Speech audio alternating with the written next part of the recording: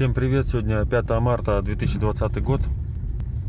Продолжаю тему скрипа втулок стабилизатора на автомобиле Lada Vesta. Прошел 1 месяц после замены старого стабилизатора на стабилизатор нового образца.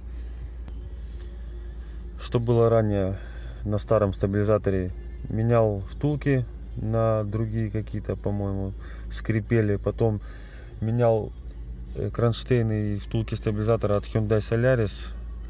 Они тоже со временем заскрипели, ну не то это все. Потом их же разбирал, смазывал, там помогало там на небольшое вообще время. Опять скрипело. Ну, в общем, очередной раз начался этот ужасный скрип. И помимо скрипа еще стук появился в передней подвеске. На кочках, когда едешь, удары какие-то вот.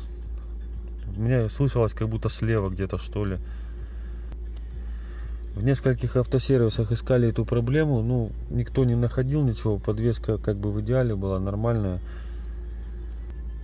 Думали и стойки стабилизатора, и, как поначитался отзывов, опора это двигателя или подушка двигателя.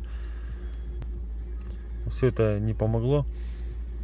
В общем, когда заменили старый стабилизатор на стабилизатор нового образца, заказывал я его, к нему же вот эти кронштейны нового образца тоже идут, их тоже надо менять.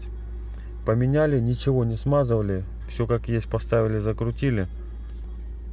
Менялся он не очень просто.